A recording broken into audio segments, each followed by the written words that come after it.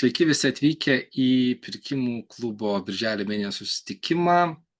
Smagu, kad tiek šią vasarą visi prisijungit, nepaisant to, kad vasara, tai labai džiaugiuosi. Ir šiandien mūsų tema yra vis tik, koks yra tiekėjų santykių valdymas, kaip tai padaryti.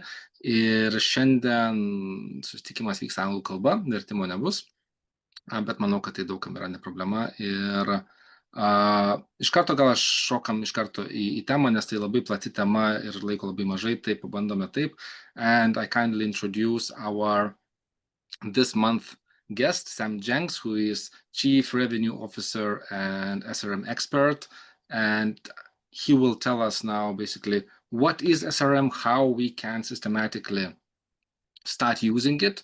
And for me, what is very important question is to go this as practical as possible. And also, if I, how to say from my side, if I take from this meeting, one important thing is from when it is a must and from at what point it's still nice to have things. So if we can start with this one. So Sam, if I introduced you wrongly, please correct me. Otherwise, first question to you, what is actual SRM? I think that SRM is, and this is definitely part of some of the material that I've prepared. But SRM kind of means a lot of different things to a lot of different businesses. In some companies, they would say SRM is supplier information management. In others would say it's an opportunity to be able to manage a life cycle. In others, they would say it's a subset of the source to contract focus, and it's all about Crowley's matrix and segmentation. SRM to us as a business is a end-to-end, a life cycle approach. It's equally as, I would say, crucial and mission critical as an ERP. And that's the way that we focus on SRM. And that's the way that we see SRM as well, as kind of a more all-encompassing end-to-end process that, kind of lives adjacent to the ERP and a source to pay process as well. But we'll absolutely get into some of those things as well. Does that give a clearer answer of kind of our methodology? Kind of, but let's start talking about this, and then I think we will continue think, because then if you say that from your side you see SRM as a full life cycle approach, so then I would say, okay, then from the procurement point of view, right? So what processes it really covers? Because I think it's a very important place to understand, what, because you mentioned, right? For some companies it's sourcing, for some of them it's contracting, for some of them full source to pay. So what process it covers? For us, it's everything from information management to risk management, onboarding and approval, ongoing due diligence, through to, checks, quality. Obviously, our solution is an SRM where it fits best with direct material supply chains. We primarily have a very industrial customer base, companies with global and complex supply chains. So that's one of the areas that our solution is a bit different, is kind of the quality aspect. Performance management, collaboration, and the loop continues, right? It's kind of this classic management system methodology: plan, do, check, act, right? And improve, right? There's always improvement loops. It's not so sexy to talk about plan, do, check, act, though, right? In our world, that's kind of how we see the loop of supplier relationship management. From, again, onboarding and intake to the ongoing lifecycle management to ensure that suppliers are living up to your SLAs, and that, of course, they're keeping you happy as a customer. Okay. I would love to get into my presentation, if that's okay. Sure. And I think it will definitely cover some of these particular elements. As I typically do in any presentation, I like to start in the clouds and come down to reality, okay? So first and foremost, I want to start up at the top and just say one thing to everybody in this presentation is congratulations, okay?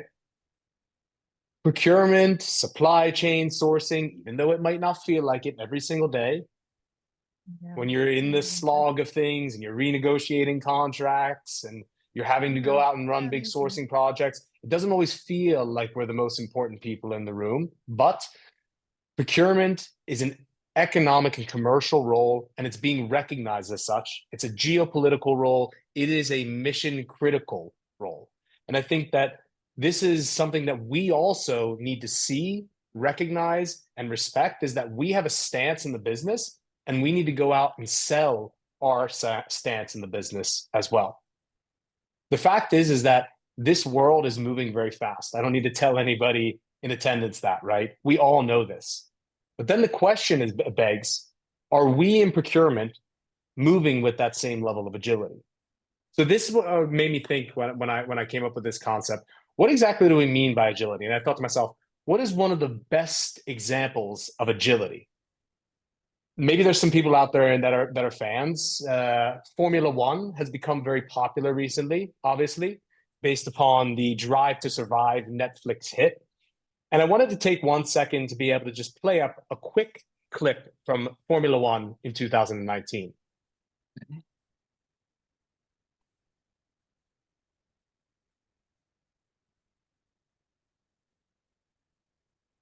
Pretty quick. What we're seeing there is agility in real speed. We are seeing a 1.82 second pit stop by the Red Bull team in year 2019. Now that's now been broken by McLaren, I think back in 2022, with a 1.82 second stop, 0.02 seconds faster, okay? A real focus on agility and efficiency. And then I wanted to be able to compare this to something that was maybe how we did these in the past.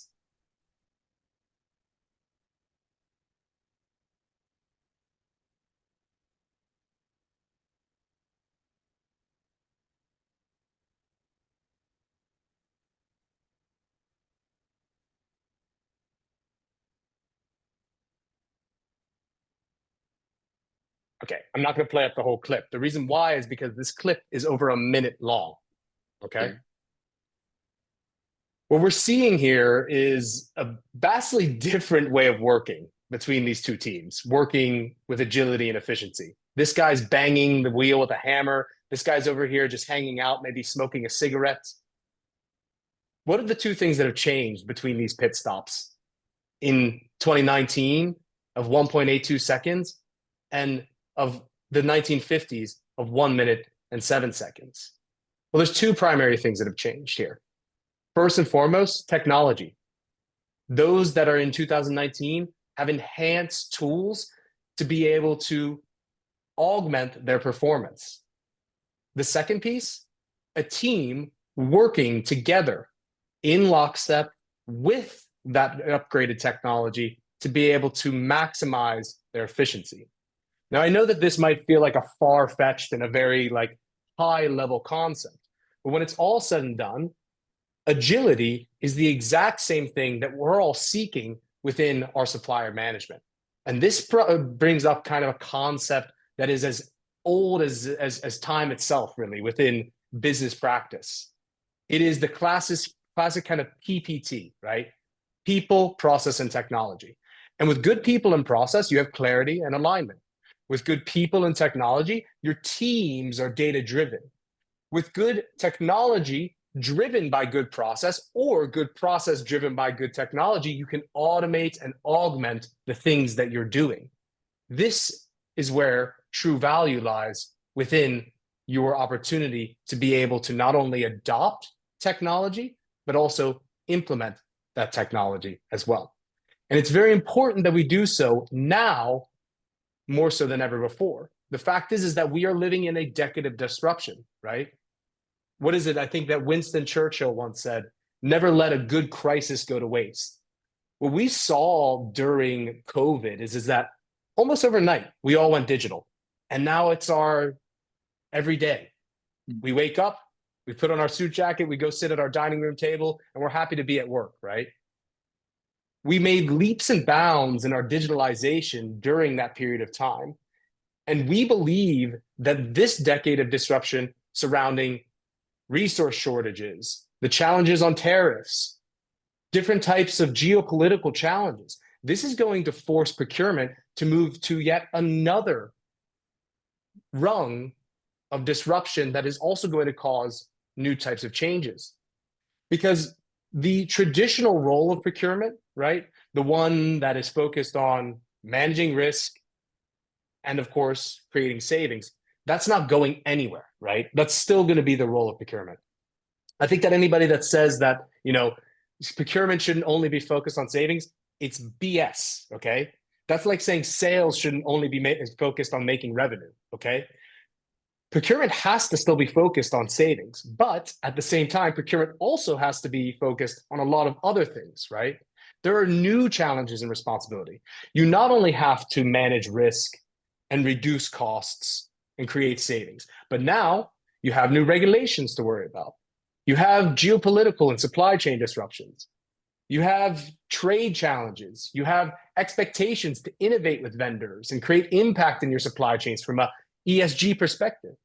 This has created kind of a new layer as we see it.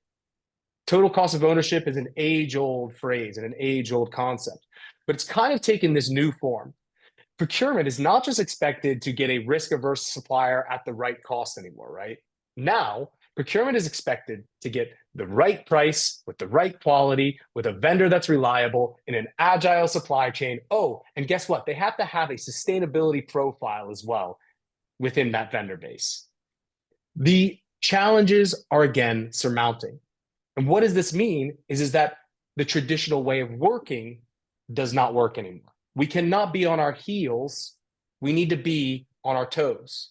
We have to be on the offensive rather than the defensive. We believe that supplier relationship management is an excellent way to be able to take, as we talk about it, a journey, a value journey, a journey that is focused more so on rather operational tasks, manual tasks that are bogging one down, where we can augment those things with technology. We can be able to, of course, help our organizations to reposition themselves and focus on more time for strategic growth opportunities within our vendor base. Our founder and CEO, Malin Schmidt, she founded this company back in 2016. And like most tech entrepreneurs do, right? Because once upon a time, he needed it. She was fed up with the solutions that were out there. She was working in SAP interfaces. She was working in her homegrown solutions. She was tired of the Excel spreadsheets. And she was also tired of seeing people like me, right? Running around in sales and marketing, and we have our glossy CRM solutions to be able to manage the life cycle of our prospects and push things through a sales pipeline, and of course, manage the life cycle of that customer afterwards. And she thought to herself, why in the heck would sales have such good tooling when on the buy side of the business, to manage a global vendor base, we're left to our own devices? This is what sparked the idea of Kodiak Hub, but also to be in the space and this niche of supplier relationship management. Because what she recognized is that procurement has a lot of data at its fingers. You guys all know this better than I do, right? Procurement is drowning, in fact, in data and information. We have almost too much. And the fact is that oftentimes it becomes exhaust. There are statistics that the bulk of data, which is unstructured data, is utilized once and then discarded 90% of the time. That means, of course, that we are not turning that information into true knowledge, but instead we're creating exhaust out in the ether. So I want to ask really quickly, right? And we don't have any polling capabilities, on this Zoom call, but just think to yourself, and we're amongst friends here. Does this particular lifestyle look familiar to you? Does this maybe look like how you're managing your vendors today? Excel spreadsheets and homegrown solutions. Dominicus, does this ring a bell to you? We love Excels. Come on. We cannot get rid of them. And Excel loves you. The thing is that there is no way to be able to get rid of Excel. But there is ways, of course, to be able to improve upon the way that we're working within our Excels as well. This is still the industry standard, okay? Let's not get twisted about it. 72% of procurement teams are still managing their vendors primarily with Excel and homegrown solutions. And I don't think that we're ever going to get away from having some management in Excel. I'm still managing my pipeline in certain aspects in Excel, right? From outside of my CRM. But the majority of the life cycle of the deals, the contacts, and the prospects that I'm working from a sales perspective are within my CRM. We did this study together last year with Tech, and we found that 28% of even high-performing teams, only 28% had yet adopted an SRM solution. Now, this is also because I think that we've maybe thought about SRM as this savior within the technology space only, right? I think that we have to recognize that SRM is not an easy case to be able to sell into our organizations. Because the first question that you're going to get from your CFO, your COO, your CEO, when you go and say, I need more people and more technology for SRM, they're going to say, first and foremost, what the heck is SRM? And then the second question that they're going to have is, how is it going to make me money, save me money, or reduce risk, right? And I think that this is where, for example, if we truly want to adopt SRM, programs and processes, forget about the technology, right? This is about a mindset shift, in our opinion. And I think that this goes back to looking at some of the traditional, or what we like to call a little bit more legacy source to pay process map, okay? Traditionally speaking, and I'm sure that many of you guys are used to seeing a process map like this, source to pay is broken down into two main pillars: source to contract, procure to pay. And this is not incorrect, right? The one thing that's very interesting, though, about the more traditional view of source to pay is that SRM is a segment, a subset of the source to contract cycle and process. Some may even think that this is still the case. The interesting thing in this particular model is that SRM in this context is assumed to be supplier segmentation and onboarding and due diligence. And then, of course, we sign the contract, then we move on to managing the contract, to sourcing, to master data, to order management, to control and compliance. The funny thing is that when we look at SRM, we would say that SRM also encompasses strategic sourcing and contract management and master data management and sourcing analytics and control and compliance, right? When we look at SRM, we look at it as an end-to-end process map, okay? A process map that, like I said, is parallel to the enterprise resource as well as parallel to the source to pay. What we see with the modern ecosystems that a lot of our customers are building is that our solution is integral to an integration into the ERP rather than into the source to pay. And what we're starting to see is a fragmentation, in fact, of the source to pay landscape, where businesses are instead bringing in a bespoke purchase to pay solution, a solution for source to contract, and a solution sometimes for spend and category management. Whereas SRM, third-party risk management, supply chain risk management, supplier relationship, performance management, these things sit as their own life cycle outside of the source to pay process, or well, within the source to pay process, but outside of the source to pay solutions, so to say, and integrated into the life cycle, which is managed within the ERP.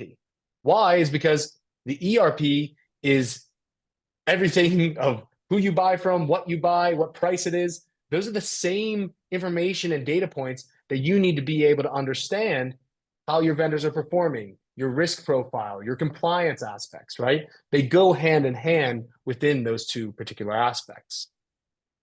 So when we talk about SRM, I think that it's important to look at what do we think that smart SRM looks like. We have a particular framework that we love to talk about. It's within this SRM pyramid. And if you guys follow our content and you've maybe seen this particular model before, it's a model that I built the kind of the first versions of about 4 years ago. Me and Malin, our founder, have been kind of working through this and continuing to sharpen it over the years. But the funny thing about this is that ultimately it kind of follows the same principles of kind of Maslow's pyramid, right? Safety, and then moving all the way to the top to self-actualization, right? The thing that I think so many people get wrong, though, is that just like in Maslow's hierarchy, you can't go directly to self-actualization, right? You need to have safety and security first. And I think that SRM is such a critical focus, a critical area, a critical process, and an area of opportunity within the broader source to pay process. But the full potential of it to actually focus on managing performance, collaborating and innovating with vendors, and making a real impact in a vendor base from a strategic perspective is so difficult because people don't focus on getting the operational and tactical pieces right, or the operational and tactical pieces take so much time that they don't ever have the opportunity to get to the strategic elements of supplier relationship management as well. And I think that this is where technology can be able to support and augment. But the fact is that this starts with a really good foundation. And what you see at the bottom here is supplier information management. The aspect of supplier management and supplier relationship management, without a good foundation of data, then it's very difficult. And what do we hear from almost every single person that we start to talk to? Why are you interested in a supplier relationship management solution? Why are we speaking today? Well, we have a lot of supplier data and it's in a lot of different places. I showed you before. If your life looks like this, you do not have one Excel spreadsheet. You have many Excel spreadsheets. You have the ERP. You maybe have a purchase to pay solution. You maybe have a sourcing solution. There is multiple sources of potentially also the same, but not really the same data. What an SRM offers, if not anything else, is an opportunity to become a single source of truth. And this is so incredibly important because it's been found by the most recent studies that this is one of the most crucial aspects within getting source to pay right, is creating a single source of truth with single vendor records so that you can be able to, throughout the life cycle of the vendor relationship, be able to map back to the same vendor record. This is where a supplier relationship management solution can become so powerful. Whether it's Kodiak Hub at the center of this or any other SRM solution, this is the way that we look at how an SRM should sit into an ecosystem, okay?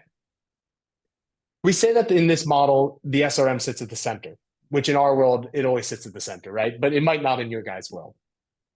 With Kodiak at the center, we always look to hook up with an ERP solution, as I mentioned before, whatever that might be. Our solution's agnostic, some others are as well, right?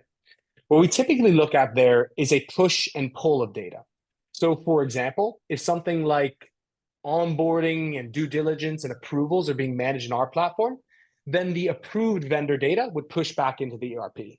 And then the determination is, does the master data sit in the ERP or in the SRM? Typically, with a lot of our customers, it sits in the ERP, or it would sit in an enterprise data lake of some sort, right?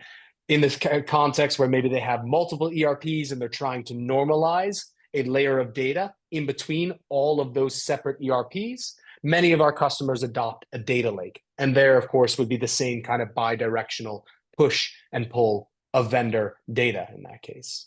Why is this interesting and important? Well, if you're also capturing in data from other aspects, for example, from internal stakeholders or supplier stakeholders. So when vendors are assessing themselves, when we're trying to approve them, right? Do they have the right ISO documentation? Do they sign off on our code of conduct? Do they live up to our health and safety and our environmental, our business continuity requirements, right? And from internal stakeholders as well, surrounding performance. Can we evaluate? Are they in fact delivering on time, in full, with the quality that we believe? That's also where you can capture hard and quantitative data from the ERP solution as well. And why do these things start to become very interesting? Well, if you are able to match, for example, the quantitative elements of the relationship, such as PO and contract or spend data, the commercial aspect of the relationship matched against the much more soft or qualitative aspects of the relationship. For example, if I can be able to plot out on a graph the human rights compliance on one axis, and on the other axis, I could be able to plot out, I don't know, something like business continuity risk.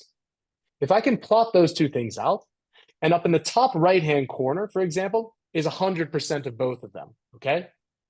And I can be able to have visualizations to show me that I'm spending a lot more money where I have, for example, suppliers with a lot of human rights risks. Well, maybe that's an opportunity for me to be able to find a different vendor from a strategic perspective that, of course, has a profile that's more fitting, not only from a cost and spend perspective, but also from the holistic aspects of the value that they provide to me as well.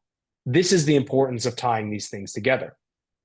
And then there is another aspect and another layer, I would say, of our focus on SRM and how it is that we view, kind of smart SRM, which is also taking into consideration, again, that lower layer of Maslow's hierarchy. Safety, security, right? You need to keep your doorstep clean. Reputational risk is one of the biggest potential harms to the strategic value of your brand and shareholders, right? It is essential that businesses also take into consideration the risk profiles of vendors. And we believe that this is an incredibly interesting view to be able to take into consideration when you're looking at a vendor relationship as well. So how does this look in practice, right? Well, our particular solution itself, and this is not about us, but our solution is a modular one, which allows our customers to pick and choose. It's a box of chocolates, right? Covering various use cases throughout the lifecycle management of the vendor base. Having the core solution being the single source of truth to manage data and documentation, to be able to have a collaboration space and also reporting capabilities. Whereas there's supporting modules on the other sides to be able to manage the processes that are most important throughout the life cycle of a vendor base. So what does this actually look like when you're trying to put it into action? Get your screenshots ready. This is, for me, one of my favorite ways to be able to map how I think that a life cycle should look of managing a vendor, right? All the way from registration to performance. And the one thing about this model that's an issue is that this is linear, when in reality, this is a loop, right? The second that we manage performance, it starts all over again, right? Especially if we are in a highly regulated industry, if we need to be able to have agility to quickly switch and to be able to adjust vendors, this loop never stops, right? It's continuous. And that's exactly why technology as an overlay with good process and the great people to be able to do so helps us to be able to augment this process and to really, of course, make sure that we can stay agile in the face of pretty turbulent times. So with that, I'll finish off. We're on the front lines right now. The question is, are we going to be winners or losers, right? That was what I had to present for today, Dominicus. Okay, so while my colleagues are thinking about the questions, so of course, welcome to write questions if you have or ask. But I was looking at all presentation. I was thinking I am also having the same problems with data, basically. And I liked your initial people, technology, and processes, right? This thing, because what I see from my side as well in Lithuania, that some companies are focusing very much on only linear relationship, right? From technology to people, or from processes to people, but not holistic point of view. But then, I was looking more and more deep of what you're saying, and then I thought, okay, there is a saying from the sales people, right? So that CRM is needed for sales director only. And everyone else hates to fill in all the details. Now, in regarding this one, SRM, right? So how do you see it? Is it really as a tool for head of purchasing, chief procurement officer, or it is more day-to-day tool for every procurement manager, I don't know, who is doing sourcing, contracting, or something? How do you see it? It's such a good question, Dominicus. That's also very interesting, right? First, I'd like to say, as a CRO who manages a global sales team, if my sales reps don't like the CRM, then they're not in my team, simply. I don't bring in people that are adverse to using the CRM. Because if it's not in the CRM, it doesn't exist.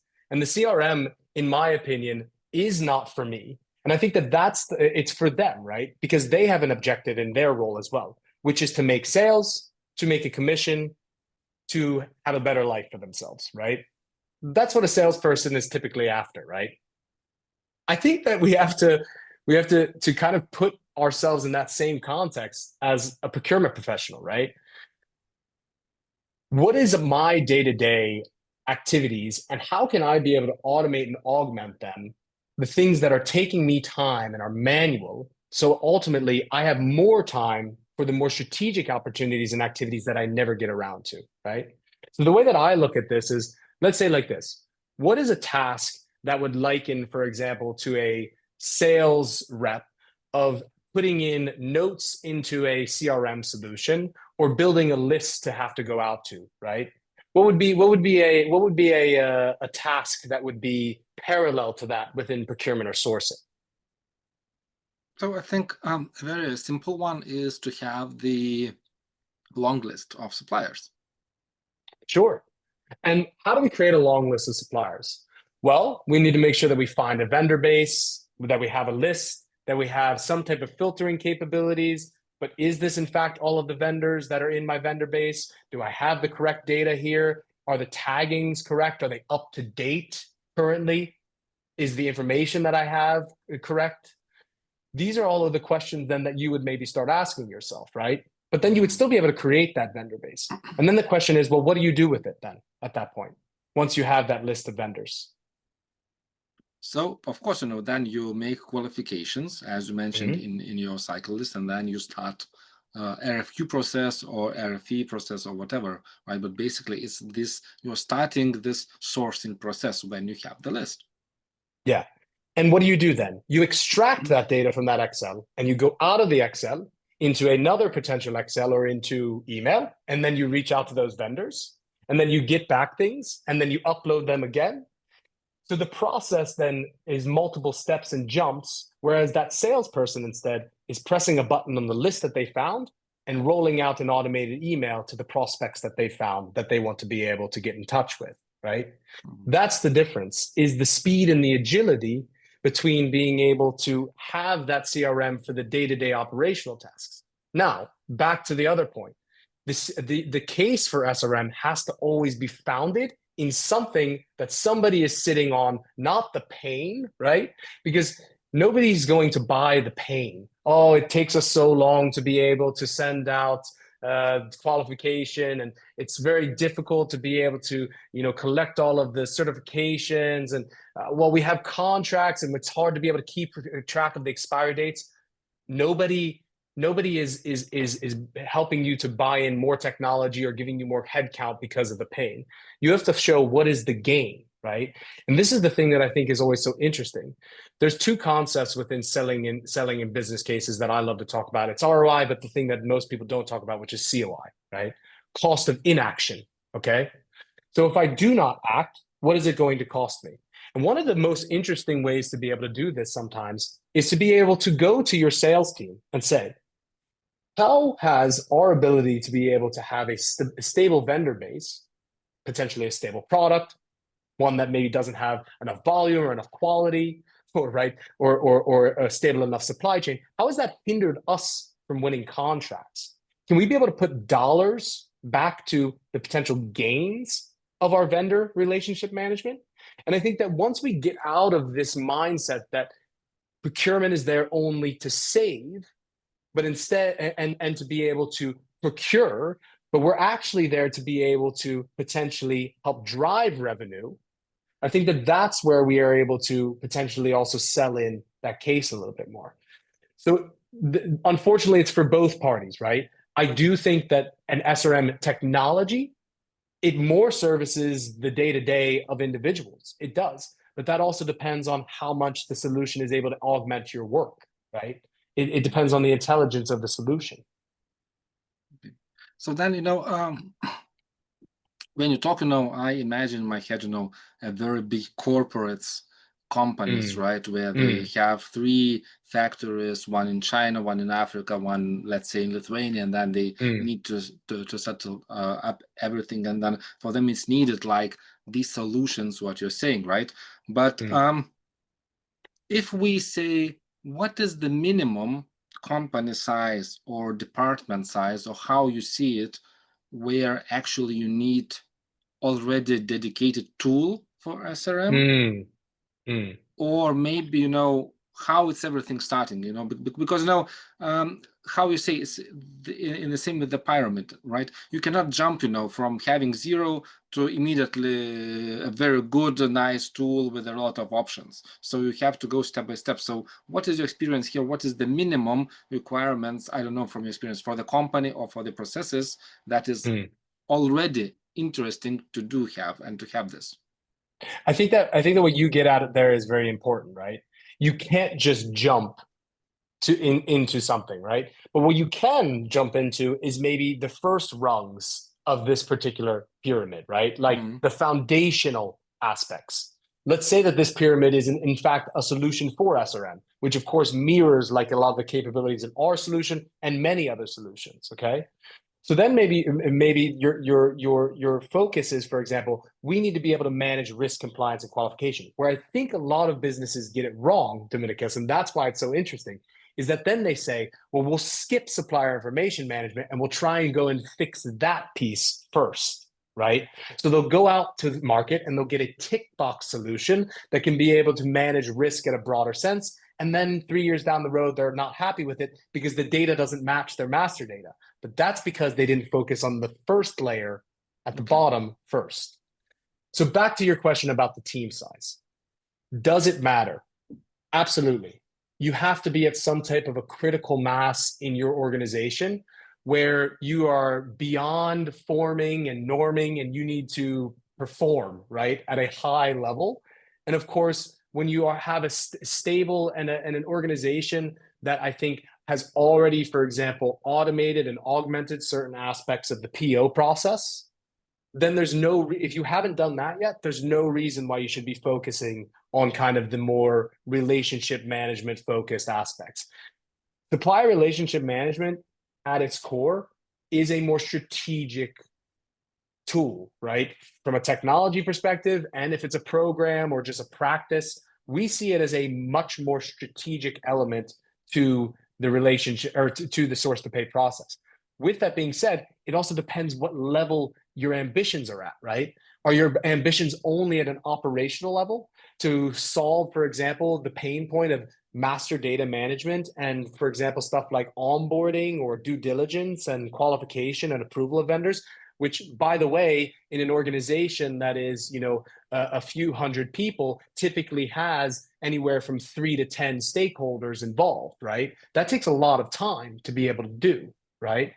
So I think that that's also the question that we have to ask ourselves: is not are we ready, but what piece are we ready for, and to make sure that we don't try and leapfrog these particular elements within it as well.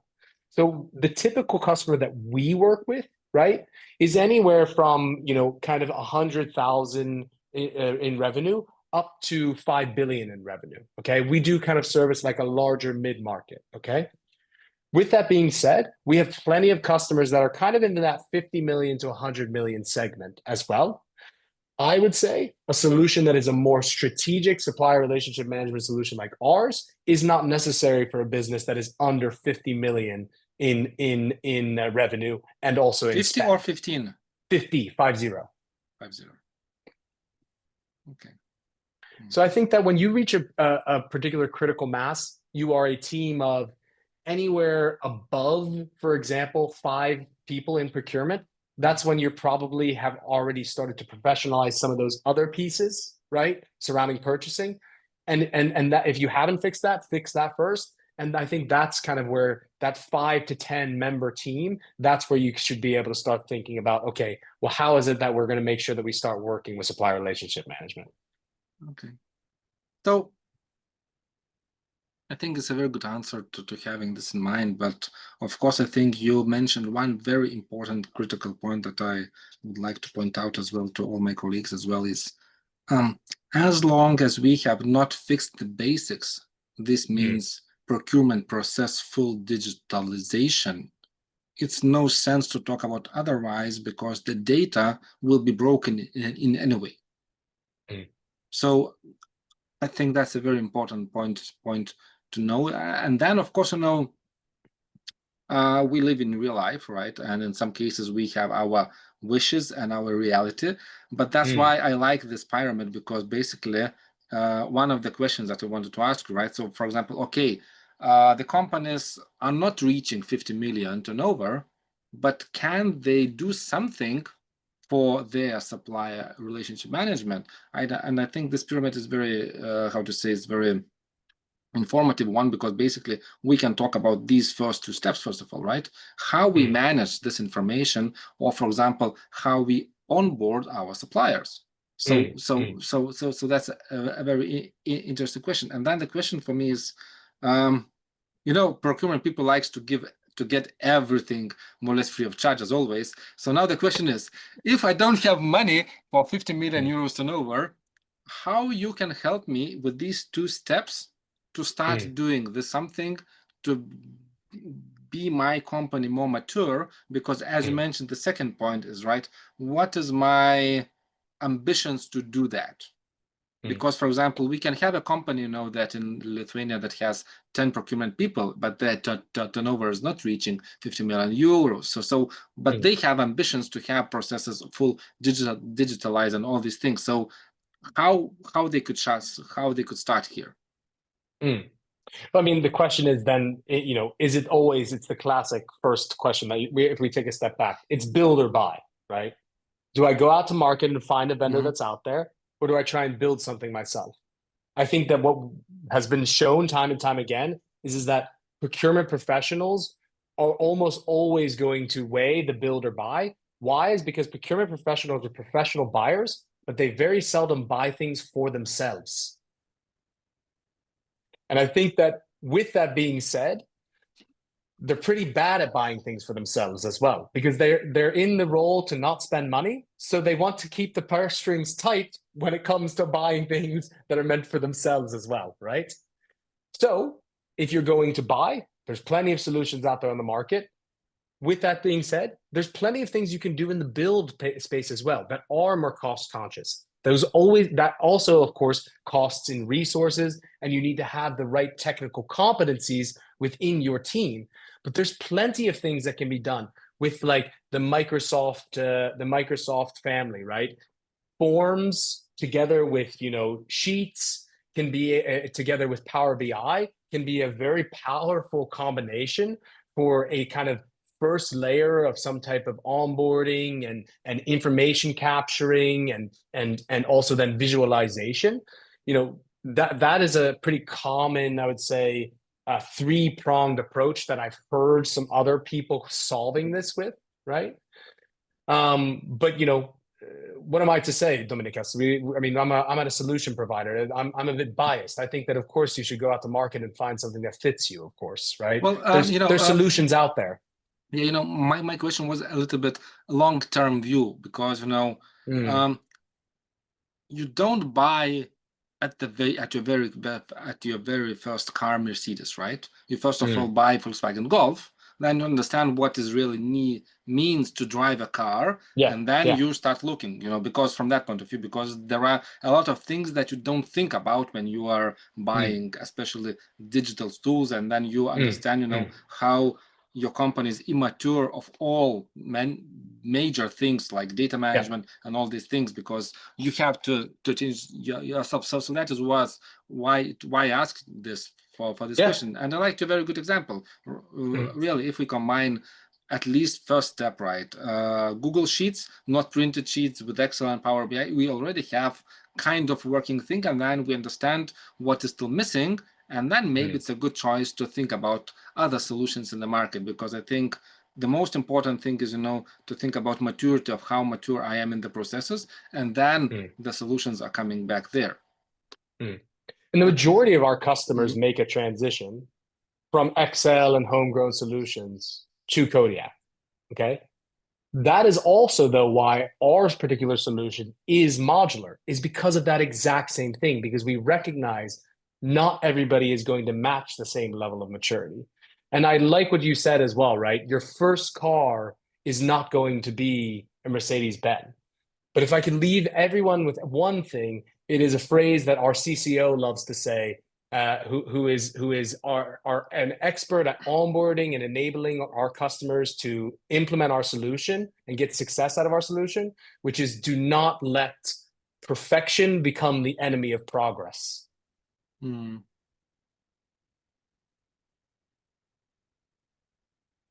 Yeah. I will not add anything more, actually. And I invite, actually, the people who are still remaining here to ask the question from your side while we are still gathering. I have one more question, I think, that could be the last one, because most of them we already... Okay, so two questions, right? Okay, so Please, one thing, can SRM help in solving the problem when we are weaker than Supplier? No. Thank you. I mean, Good answer. And we move to another yeah. question. Yeah. Well, partly yes, if we manage the data, because the answer is in the data, actually. I mean, here's the thing. It can give you more negotiation power. Can it change the terms of your relationship completely if you're working with a global multinational that you are dependent upon and they're not that dependent upon you? No, that's a fact. No. Okay. Right. Okay. Good. Okay. And my colleagues really ask you to ask the questions more, and then Sam. So just to give an idea for people what we are talking about. I know that we have not agreed on this thing, but I will provoke you a little bit. The starting point to buy the cheapest module from Kodiak, the price starts from? So our minimum level of engagement simply is an annual license of 30,000 euro. 30,000 euro. Per module or per what? No, that's our minimum level of engagement, meaning that we don't sell licenses for less than that simply. Okay. 30,000 euro. Good. So it's a number. For some of the companies, it can be big. For some of them, not. So let's think about it. But I wanted to let that sink in a little bit also, to have this thing. Okay. So colleagues, if there are no questions, so I really would like to thank you for Sam to join here in our procurement club. I go out with the ideas that I really need to look at the first two steps in my side as well. I still don't manage the data perfectly, and it's still a lot of steps to go there. But it's good to know how we can proceed further, because only with this one thing. So maybe the last thoughts from your side. What is your recommendation? Or maybe you can recommend us some kind of book that could be interesting for procurement people relating to SRM. Oh, so there is a book by I believe he was a strategic or global category manager at IKEA called Strategic Sourcing and Category Management. Probably everybody's already heard of it. Probably everybody's already read it. If you haven't, it's probably one of the most foundational books just to be able to understand the importance of strategic sourcing, which in my opinion is the potential outcome of really good supplier relationship management. And I join your recommendations. Really one of the best book in the category management and the vendor management at all, from what I have read in total. Good. Okay. Magnus Carlsen, I believe. Yes, Magnus Carlsen from Sweden. Yeah, true. Yeah. Good. Okay, guys. So if there are no more questions, thank you very much for joining us.